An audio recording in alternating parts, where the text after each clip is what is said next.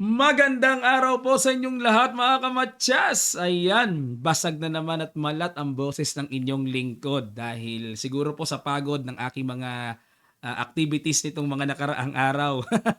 Pero okay lang, tuloy pa rin tayo sa ating analysis lalong-lalo na naglaro si Meow Meow dito sa ongoing FIDE World Rapid and Blitz na ginaganap ngayon sa Samarkand, Uzbekistan. 11 rounds with system. Ang time control ay 15 minutes plus 10 seconds increment.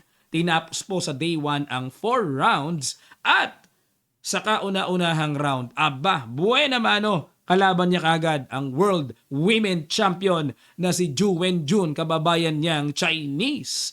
Lalahatin po nating i-analyze ang mga laro ni Meow Meow at bago tayo magsimula nga pala po, nagpapasalamat ang kaniyang mother na si Woman Grandmaster Yuan Yuan Su dahil sa napakarami raw pong natutunan ni Meow Meow matapos nitong nakaraang Kamatsas Invitational GM Tournament natin. Nakitaan daw ng maraming weaknesses si Meow Meow at unti-unting hinihilot at pinalalakas kung saan lumabas ang mga kahinaang yaon. Ayan. Okay. Day 1, round 1, ang ginawa ni Juen Jun nag Knight F3, nakiramdam muna. Knight F6 si Meow Meow, G3, E6, Bishop G2, nag D5 castle, Bishop E7. So simple setup ng D5 lines. Ayan, tinirahan ng C4. So ito po ngayon ay Catalan na. Kinapture ang C4. So bookline, Queen C2 para bawiin. Nag A6 para pag kinapture may prepared B5, Bishop B7 tempo. Nag A4 muna at nag H6. Ayan ang medyo kakaibang line. Usually po ang ginagamit dito, Bishop D7 na kapag nag-queen takes C4, magbi-bishop C6 para tapatan ng strong fianchetto bishop. Pero dito po mga kamatyas, nag-H6 muna. Parang may mga padili mo ng konti ah. Nag-rook D1, pinahinog muna yung C4, di muna binawi. At nag-knight C6, E3. Ayan. Pagtira ng E3, nawala na po sa talaan ng aklat. At sa mga nagdaang laban, Bishop F4 na ginawa dito, may tumira din ng Queen takes C4. Pero dito sa diskarte ni World Women Champion, nag-E3 muna. Talagang hustong-husto naman ang pagkakadepensa sa D4 ah. At nag-Knight B4. Ayan na. Siyempre, kalmutan time. Nag-Queen takes C4. B5. Ayan na naman si Meow Meow. Oh, ayan na naman. Kakaiba na naman, oh. Mga basag na atake, oh. Nag-Queen E2. Hindi kasi pwedeng capturing ng sabayan ay mamimili. Queen o Torre? Diba? Nilalagnatan Torre. Sabi nga ng mga kababayan nating naglalaro ng chess. No? B5. So dito nag-Queen E2, umatras lang. Bishop B7, Knight C3, kumapture sa A4, Rook takes A4, at nag-A5. Ayan, patibay sa Knight. At meron ding mga Bishop A6, mga ganong-ganong paparating. Nag-Knight E5.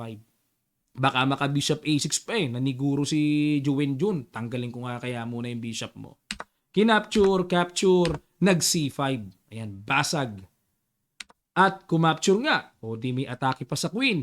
Pero pag Queen C7, mababawi din naman. May mga ganyang diskarte mga kamatyas na tipong papakain ka pero bawi din naman eh. Knight C4, Bishop takes C5, nag-E4, at nag-Knight C6. Ayan, mukhang lilipat sa D4. Bishop E3, agap lang din sa D4 square. Challenge sa Bishop. Bishop B4, umayaw si Meow Meow. Nag-F3, ayan, para manatiling solid na. At nag-Knight E5 hamon sa Knight. Knight takes, tinanggap ang exchange. Bishop D4, Queen G5. Hindi kasi pwedeng basta-basta atras dyan, kakapturin ang Knight, madadamage, bubukas ng bahagya ang King eh. Kaya Queen G5 at nag-E5, pinitik ng Bishop takes, B takes C3, at nag-Knight to D5. Ayan, lumalabas dito, Knight versus Bishop. Nag-Queen D2. Aba, sa isip siguro ni Meow Meow, daanin ko na to sa endgame, bata to eh. Queen F5, umayaw. Ayaw ni Meow Meow ng endgame. Alam nyo naman yan, mga kamatsasa. Sa dinami-daming analysis natin ginawa dito kay Meow Meow eh. Talagang gusto niya ng bakbakan. Nag-Rook B8. O, pamigay ang pawn sa A5. O, sa'yo na yan ate. Pero may Queen B1. Ayan na naman. Binigay nga ang pawn pero may kalikot. Na-miss natin yung mga ganitong banat ni Meow Meow. Ano? Sa Pilipinas kasi di nakaporma eh. Nag-Rook A2. Ayan, para hindi maka-rook B2, nag-queen B3. Ayan, para di rin maka-progress yung pass pawn. At nag-queen C2 hinamon, queen C4, queen E2 at dito, ayun na, malugod nang tinanggap ni Meow Meow ang exchange ng queen. Pero tingnan natin, rook C8, intending to bawi-bawi C3, nag-rook C2, depensa lang, knight B4, ayan, medyo niligalig muna. Rook B2, knight C6, king F2, ayun, kinumberte sa rook and pawn ending, ayan. Naalala ko si Grandmaster Bong Villamayor, isa po sa nagturo sa akin yun nung bata ako. Sabi niya, pag 4 versus 5, drawish yan. Pero kapag 6 versus 5, ibang usapan na yan. Kasi po, merong makakatawid daw na pass pawn. Ayan, naalala ko po. Thank you so much po, Grandmaster Bong Villamayor, na nasa Singapore na po ngayon. Nag-rook C3, kinat off muna ni Meow Meow para hindi makaangat, maka-activate ang king. O, tama. Rook D2. Ayan, kasi pupunta rin kasi sa D3 at the same time eh. Kaya nag-rook D2, nag-H5 para mapigilan din naman ang pag-space progress ng king side. Nag-H4, G6, king A2, rook A3. Ayan, para manatiling nakabakod ang white king. At nag-rook D3. Siyempre, iwas. Mga kamatsas, lalo na sa mga beginners na nanonood, pag nakipagsabayan, talo yan. May extra po, ibang usapan na yan. Kaya hanggat maaari, buhay ang tore dapat. King G7, King F4, Rook A4 para di makatulak, King A4, Rook B4, Rook A3, Rook B1, Rook A7, ayun. Siyempre, kailangan mga lingalikot eh. King F4, King G8, so parang waiting lang, no? Kasi dito for every move kasi may 10 seconds increment. So panganak lang ng oras. Nag-rook D7, rook D1, G4. Ayan na, bumasag na. Obligado naman capturing yan. Kasi kung di ka capturing yan, then lalapit yung king. Nako, ibang usapan na naman yon. So dito, capture. Nag-rook D2, King G5, King G7. Siyempre, papasok na eh. Dilig ka James yan. Kailangan agapan yung mga ganyan. King F4, King G8. No, waiting lang. Kumbaga sa isip ni Meow Meow, sige ate, ano ba gagawin mo? Abangan lang kita. Rook D8 check, King G7, Rook T6, Rook F2 check, King G3, Rook T2, Rook D7, Rook E2, King F3, Rook E1, G5, ayun lang. So pag tira ng G5, ayan, kagabi kasi medyo pumipitik-pitik din ako ng panood sa live eh. Habang nasa, ano po kami, Araneta concert. Ayan, successful ang concert. Congrats po sa KDR Music House. Ayan, wish date yon. King G8, King F2, Rook E4, King G3, King G7, Rook D8, King H7, Rook D7, King G8. Ayan. So, pinipilit ni Juwen Jun eh. Hindi siya makapayag na 13 years old lang to. WGM nga pero medyo hilaw pa. Baka ganun na nasa isip eh. Ikot-ikutan ko muna to, baka bumigay. Okay, capture. Capture, yan na. Ito, hindi biro ito. Itong king and pawn ending na to, mga kamatyas. Hindi biro. May tamang distant opposition yan. Yan o, kasi pag tumira ng king E7, talo ka agad eh. Yan, sa mga nag-aaral na beginners, ng endgame. O, pag tira dyan, may tempo ka agad eh. Pero nakalagay dito, slightly better lang ang white ha. Pero nakakatakot to ha. May ganun lang. Pwede rin pala, kaso malalim na pag-hold ito. Nakakatakot. 1 pawn down. Halos tabla pa rin pala. Yun nga lang risky ito. Siyempre, sa side ni Meow Meow, nakatakot yung magbigay ng pawn. Kaya nag-king E8 lang.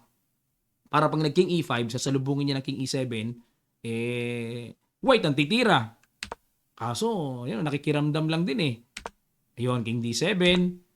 Ayun, sakto rin pala. At dito, wala. Napansin ni Juwen Jun, pag naging A4 siya, mag-E5 lang eh. So, nag-H5 na siya. Medyo nagwala ng konti. Sacrifice pawn para makatawid ang pawn. Pero, nagsiguro dito. Si Meow Meow, pag tira ng King G7, naka-fix na yung pawn. Di na talaga makaka-progress yan. At ipamimigay na talaga yung tulak-tulak pawn. Makukuha ang pawn sa G6. Tabletas. Aba! 13 years old, WGM, natablahan ang World Women Champion. Aba, matindi. Mga kamatyas, patataasin ko na lang po yung gain ko sa editing ko kasi talagang wala. Hirap na hirap ang boses ko talaga. Ubusin po na naman po ako ngayon, tinitiis ko lang. Game number 2, kababayan na naman niya na kalaban at matindi. Ito ang defending champion sa Rapid last year. Tingnan natin. White naman dito si Meow Meow. Nag-E4, E5 si Lei, Knight F3, Knight F6, tinirahan na tinatawag na Petrov defense, nag-D4. Aba, dito kasi ang main line yung kinakapture di ba? Pag D6, Knight F3, Knight X, E4, D4, D5, yan ang main line. Pero dito, nag-D4, second line. Knight X, E4, D6, E5, nag-D5, at nag-Knight B, D2 para hamunin na yan, paalis sa Knight. Nag-Queen D7, yan napansin ko yan. Kakaiba. Umangat lang ang Queen, binarhan ng sariling Bishop. Ano kaya kako ito nung nasilip ko yan sa live? Kasi, ang tira dito, Knight X dito Tapos Queen takes D2, and Bishop E7, tapos Queen F4. Yan pala mga linyahan ngayon, sa Petrov. Pero, nag-Queen D7, Knight X E4, Knight D4. Ayaw talaga ni Meow Meow ng Queen to Queen. Nag-A6 at yan po ang lumalabas na novelty sa laban na ito. Dahil sa mga nagdaang laban, may nagtry na ng Bishop C5, mayroon na rin nagtry ng Knight to C6, develop kagad. Pero itong A6 ni Lei, bago. Mukhang gusto niyang tumira ng C5 para mapaalis ang Knight. At walang sundot ng Bishop B5, mga ganon-ganon. Kaya nag-A6 muna. Dito mga kamatsas, pakiguess nyo. Nangalmot kagad ng maaga dito si Meow Meow. Pakiguess nyo, pakiramdaman nyo kung ano kaya yon. Sa ilang sandali lang tutuloy kagad natin. Start.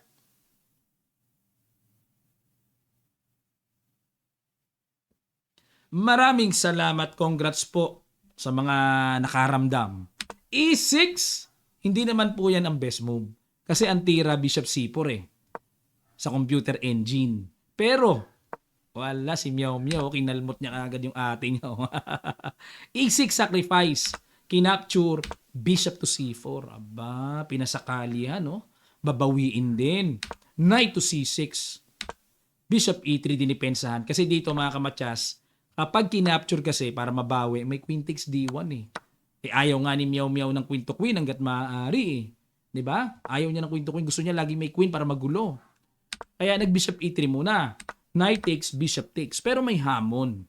Kasi, paano mababawi yung pawn ngayon na sinacrifice? Nawala na yung Knight. Yan ang hamon Nag-B5, atake sa Bishop.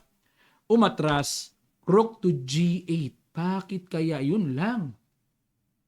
Para maka G6. Kasi di maka G6 madadali Tori doon. Aba. Nag-A4, binasag ang B5, nag-B4, Bishop C4. Dahil wala na nagbabantay sa C4, binalikan ngayon. Mainam yan, may pressure Nag-G6, ayun, magbi-Bishop G7. Kinaslingan, Bishop B7 develop muna, nag-C3, at nag-Bishop to D5, hinamon. Nag-Queen A2 lang. Queen C6, pinilit hamunin talaga. Kinapture na. Kinapture din. Rook C1, yun nga lang, medyo nag-gain ng tempo si Meow Meow dito. Queen D6, F3, yun lang. Mababawi na. Plus, ang laki ng pressure ng black. Nasa gitna king Kinaslingan queen side, pero may pressure pa rin. Nandyan ng tore.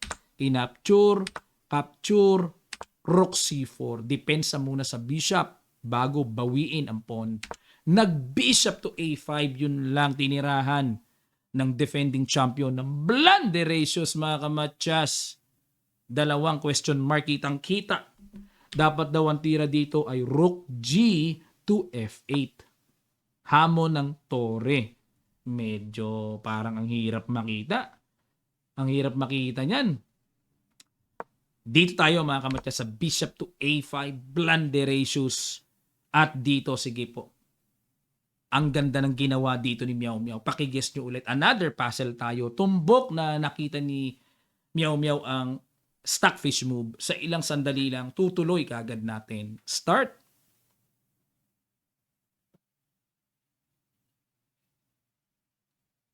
Congrats sa mga nakakita. Ito po. Rook F6. Nakita ang malakas na bayo. Nag-Queen D5. Nag B4, iyakan time. Saan pupunta ang bishop? Iyak. Kaya nag-rook F8 na lang. Kasi po, baka naiisip nyo, coach, mayroon pa naman bishop B6, ba't di ginawa? Kakapturing lang po ng tore yan. Hindi makakapture kasi nga nakapin. Grabe. Rook F8, capture, kinapture ang bishop, rook D8, ayun, no? O, nilaro-laro pa. Para kahit papaano, baka mamaya, syempre, bata, baka mamaya, bumigay din. O, tinaray pa eh. O, pero, ewan ko, sa level ni Meow Meow na fresh WGM, naku po, suntok sa buwan para makaligtas pa yan. Isang pyesa yan eh. Ayun na naman mga kamatsas. Napansin ko lang, no, laging lamang si Meow Meow sa time. Ang bilis niya ngayon. Nung naglaro siya sa kamatsas natin, laging ang bagal eh, di ba? Laging dihado sa oras eh. Mukhang isa sa ginamot yata yun ah. Mukhang tinadtad ng betadine yung oras niya. O ha? Mabilis ka na next time ha? Mukhang ganun ha, mukhang ginamot ha. Okay, punta tayo ngayon sa round number 3. Ang ganda. 1.5 out of 2 rounds. Ang nakalaban naman niya ay isa sa veteranong kilala sa buong mundo din. Na Grandmaster. Hindi WGM ha? GM ng lalaki ang titulo. Tingnan natin. Black dito si Meow Meow at ang kaharap niya ay ang veteranong Ukrainian Grandmaster Anna Ushenina. Nag D4, Knight F6, Knight F3, E6, Bishop F4. Aba, tinirahan ng London Bridge. Daming tumitira niyan sa atin sa Pilipinas. Nag D5, so normal setup. Knight BD2, Knight C6, C3. Kumapture ka agad sa D4. Sorry E takes D4. Knight H5. Ayun no. Parang ginawa niya tong depensa na to sa Pilipinas, sa atin. Hindi ko lang matandaan kung kaninong game eh. Na nag-London sa kanya. Ganyan ang ginawa niyang setup. Knight E5 yun lang. Nagkaroon ng atake kagad sa Knight H5. So bookline pa rin. Knight F6, bumalik. F4. Ay, ang tibay kagad ng knight sa gitna. Queen B6. Atake sa B2. Queen B3. Knight G8. Ayun ang matindi. Umatras lang ang knight kasi pipitik ng F6 para mapaalis yung strong knight. Nag-bishop E2. Knight H6. Queen takes B6. Yan po ang novelty sa laban na ito dahil sa nagdaang laban, ang tinaray ay nag-castling. Ayan. Okay, nanalo black dyan. Pero tingnan natin dito kung maiba ang kapalaran. Kumapture. Ayan, A3 para makaalis na torre, wala nang threat sa A2. Medyo bahagya nga lang, pangit ang pawn structure ni Meow Meow kasi double pawn eh. Nag F6, ayan na, paalis na.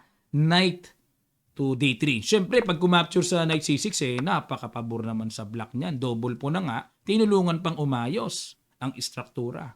Kaya, mas maganda yung Knight D3 lang. Nag Bishop D7, G4. Bakit nag G4? Para mawala na yung option to play Knight F5, maatake yung bishop. So nag-castle. Castle. Rook A E8. Ayan, nakaporma si Meow Meow. Babasag ng E5. Diba? Hindi naman ako kontento yan ng walang mga pasabog eh. Knight F7, Rook A E1, Bishop C7. Ayun. Dinipensa niya. Kasi po, pag nag-E5, capture, may bitin pa dun eh. Diba? So, prepare lang. Nag-Bishop C7, Bishop F3. Yun nga lang, may pang ilang din. Di rin basta-basta maka-E5 si Meow Meow kasi may bitin ng pawn sa D5. Nag-King H8. Ayan, para kung mag-E5 man, ibigay yan. Wala nang mga timing ng mga check-check mamaya. Nag-C4. Ayaw talaga siyang papormahin eh. Inunahan, nag-C4. Makulit kang bata ka ha. Siporan nga kita. Ito talaga gusto mo, parang ganun eh. Knight A5. Ito, good move. Nung nakita ko sa live, ang tira Knight A5. Pero ngayon, sa chess.com, Knight E7. Sa chess24 po kasi ako nanood ng live diagram eh. Ayun. Pero itong Knight A5, alam ko, engine, din to eh. Option din eh. Rook C1. Ayan, dito mga kamatsas, baka mapatanong kayo, Coach, ba't hindi nakipagsabayan ng capture-capture sa gitna? Lalamang ng isang pawn yan. Hindi pala ka-capture rin dito pala yan. Pin muna. May ganun. Yun lang, oo nga, no? O pagpalagay nating depensahan, o sige, bishop E2, saka ka-capture. Okay na, tapos may atake pa. Ayun. Pero tira ng computer dyan ay rook C1. O et cetera, et cetera. Pero malayo-layo yan. Yung pala, no? Kaya pala nag-rook C1 lang si Ushinina. Bishop B8. Talagang pamigay. O pag kinapture-capture, may threat pa rin sa bishop. Nag B4. Ayan na, atake na. Inapture, good move. Takes. Rook takes. Bishop B5, tusok. Rook C3 atras. E5, pasabog. Talagang mainipin pa rin talaga to si Meow Meow, ano? Pasabog talaga kagad, pero hilaw pa eh. Dapat daw ang tira, knight to D6. Hinay-hinay lang muna. Oh, okay pa naman eh, pero dito, wala. Pinasabog agad ni Meow Meow talaga. F takes E5, good move. Takes, Bishop D5, another good move. By computer engine. Natumbukan ng tira ng engine, no? Kinapture na kipagsabayan, capture, knight to G5, threat sa pawn. Pumapture, good move, then knight F2, yun lang. Na bad move din si Ushinina. Dapat pala dito, H4 para mas malakas. Tapos sa continuation, magda-knight H3 check, king G2, tapos capture, and king takes. Na dito, bishop F1 check, bishop to G2. Lamang ang evaluation bar ng puti eh. Bakit? Yung pawn structure eh. May pressure, and yung bishop medyo atrasado na aktibo naman ang bishop ng puti. Positional advantage ang puti. Okay, pero nag-knight F2 eh. Bishop C6, yun lang. Blunderacious ang binitawan ni Meow Meow. O kasi gusto niyang eliminate yung bishop para maka-knight F3 check siya later on. Mga ganun-ganung diskarte. O pero dapat daw ang tira ay rook E8. Yun nga lang itong rook E8 pang long game. Pipitik lang ng positional eh. Pang long game ang datingan eh. O pero yan ang tira. Pero yun nga lang mga kamatsas, ang time dito mangyari, 5 minuto pa mahigit si Meow Meow, 40 seconds na lang si Ushinina. Naghahabol lagi kalaban niya sa oras. Bishop C6, capture. Ayun, nag-king G2 lang. Oh, Brand X, ang tira. Dapat daw ang tira, simpleng capturing na lang ang pawn sa B6. Kung chumikman, baliwala na. Wala namang bishop na mahahagip na eh. Okay? Ganda, no? Nag-king G2, knight E6, good move. Bishop E3. O, teka muna. Medyo may hiwaga. Teka muna. Pag kinapture ang pawn sa B6, may knight F4 check. May gulo-gulo ba yan? Ay, oo. Pag nag-king G1, may knight E2. Double, hagip ang tore. Pag naman nag-king F1, may knight D5. Double. O, di-capturing natin to. May takes, bishop to G3. Bagsak ang Yokabab. Ayun lang mga kamatyas. Iyakan time. Pwede rin pala to bishop A7, ano, mga ganun-ganun. Kaya dito, nag-bishop E3 lang. Protection sa F4. Pag lumundag ang knight, tatagpasin talaga yan. O nag-C5. Good move. Knight to E4. O, tanong, coach, ba't di kinapture yan? May bishop naman capturing lang kasi yan eh. May ganoong spectacular tactic. Malupites. Matataktikahan eh. Ayan. O, kaya kailangan matalas ang pakiramdam, yung mata natin sa mga tactical patterns. Nag-knight E4 dito. Bishop to E5. Umiwas. C4. Rook D5. Bishop B2. Yun. Para syempre, threat, tempo rin, pero binad mo ba, ano? Parang interesting naman sa akin yan. Ang tira daw dapat ay knight F4 check, capture. So, halos equal lang. O, pero balik tayo sa bishop B2. Nag-rook D6, good move. Tumbok ang tira. Rook E8. Nakpo. Dapat daw tira knight C7. O, dinipensahan. Rook takes. Knight to F8. Iniret ang knight. King F3. Depensa. Knight D7. Threat sa tore. Nag-rook D6. Yun lang. Wala na rin kasing oras si Ushinina. Dying seconds eh. Yan ang advantage pagka malayo ang lamang sa oras. Yung kalaban mo matataranta. Ang ginawa, nag-rook B7. Yan ang tira pala ng ng computer engine. Oh, much better rook B7. Pero ang ginawa talaga rook D6. Knight E5 checking E2, nag C3. Nako, magiging bayani pa yata yung paspo na yan. Bishop D4, Knight F7 na threat ang tore, nakahang ang knight. Rook C6, Blanderacious ang tinira. Dapat daw pong tira Rook A6. Nako po, para depensa lang. Nako ang sakit sa mata naman. So syempre sa mata, hangga't maaari gusto makapitik-pitik May threat Bumigay nga lang ang knight. Dito po mga kamatsas, pag King D3 may excellent move na ginawa si Meow Meow. Pakiguess nyo po sa ilang sandali lang. Tutuloy kagad natin. Start!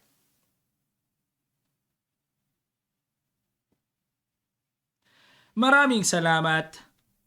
Rook takes bishop. Congrats sa mga nakakita. May check nga pala. Ayun. So, hindi pa rin nakakasiguro kasi dalawang pass pawn yan. Baka mamaya mag-queen yan. King G8. Habol! Habol! Kailangan gumawa ng panghabol dyan. Ayun. So, hindi makatulak kasi makakain yung pawn. Hindi rin makatulak, may bantay na. Nag-king C4 pupunta sa B5. Habol! Kaso, ang bilis ng king Ayun. So, hindi na pwedeng tumulak. Mag-king B7. Pagka nag-push naman, wala, kahit capturing na lang yung pawn Isabay na lang yung knight sa dalawang pawns na yan. Ayun. Pumalag-palag pa rin ng konti. Nga lang, bumigay, palag-palag pa. Pag king B8, pupunta na kasi sa A7 yan. Nag-resign na po dito. Ang veteranong grandmaster, kilalang kilala from Ukraine, si Oshinina. Malupites na puro mga veterano, matitindi ang mga tinatagpas ngayon ni Meow Meow Itong round number 4, tingnan natin. Kaya pa ba ng energy niya? Kasi konti lang po ang space ng pahinga. Round ka agad Round number 4, ang kalaban niya ay isa naman sa pambato, matikas na pambato ng Azerbaijan. Tingnan natin. Last round for day 1, ang kaharap niya ay ang Gunay Mamadzada. Ayan, pinaikli ko na lang po yung G hindi kasya, masyado mahaba yung pangalan. Ayan, medyo pang Miss Beautiful din ang datingan ni Miss Gunay Pero bata pa po yan mga kamatsas. I am ng lalaki ang kanyang title, no? Mas mataas po yan sa WGM. Ang ginawa ni Meow Meow nag E4, nag C5 si Gunay, Gunay na lang. Knight F3 D6, Bishop B5, umiwas si Meow Meow sa open Sicilian Nag-Moscow variation. Knight D7, nag-A4. Knight F6, nag-Knight C3, E6. Castle A6, at nag-Bishop E2. Bookline pa rin. Umatras muna. Nag-B6 para mag-develop ng Bishop sa B7. Nag-D4, takes. Ayan na-convert na rin sa open Sicilian. Bishop B7, at nag-Rook D1, Queen C7, Bishop E3. Yan, develop with pressure sa B6. Nag-Bishop E7, develop, Knight to D2. Ayun, iikutan ng Knight papunta sa C4 para ma-pressure ang D6 pawn at yung B6. Nag-Castle, Knight C4, at nag-E5. So, pitik muna sa Queen, Queen D3, nag-Rook AD8. So, bookline pa rin. Nag-A5 yun lang. Pagtira ng A5, nawala po sa song hits. Ayan, kumbaga sa video nawala sa songbook. Kasi ang nakaraang awit na dito ay Bishop F3 ang ginawa. Yan ang nasa songbook. Pero dito, nag-A5 B5, Knight B6, pasok. Knight C5, kinapture, yun lang. Masyado kang gigil, Meow Meow. Dapat pala ang tira dito, Knight C D5. Makipagsabayan lang pala ng atake. O yan lang pala, no? Sa continuation, Knight takes, Knight takes, Knight takes Queen, Knight takes Queen din, Knight takes B2, pupunta dito, Rook D B1, tapos mag-Rook C8. Ay, may pitas doon. Kasi dito mga kamatyas, di pwede mag-Knight C4 Takes, bitin yung Bishop, diba? May Torre. So, kailangan kumounter din, pero may pingas na bawi. Tapos, para pag kumapture, takes yung Knight, bawi yung isang pawn. Knight C4 ang ginawa, then Knight to B4, takes, Bishop takes E4, and Bishop F3. Mahaba-haba. Mahabang lakbayin ito, pero yan daw ang mainam dito sa puti. Okay? Pero balik tayo. Tinagpas kagad ni Meow Meow. Takes, ang lakas tuloy ng Torre. Knight D5. Nako, lalong lumaki lamang ni Gunay. Capture. Capture. Bishop takes. E takes. C4. Queen F5. G6. Queen H3. Bishop C5. Bishop F3. Ang laki ng lamang, no? Mangyari kasi, opposite colored bishop nga, pero ang tindi ng bishop kasi. Nag F5, ayan, no? Mag-E4, oh. Lamang ang black dito. D6, oh, wala na. Binigay na ni Meow Meow. Domesperate na. Capture. Takes. Takes. Rook D1. E4. Yun lang. O, dito medyo nakahinga-hinga ang puti. Nakabawi ng evaluation bar. Dapat daw ang tira ay Rook F6. Hinay-hinay lang.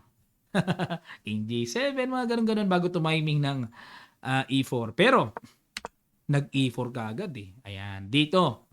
O sige, pakiguess nyo naman ang pitik na good move na ginawa, natumbukan ni Meow Meow ang tira ng engine dito sa ilang sandali lang. Tutuloy agad natin. Start.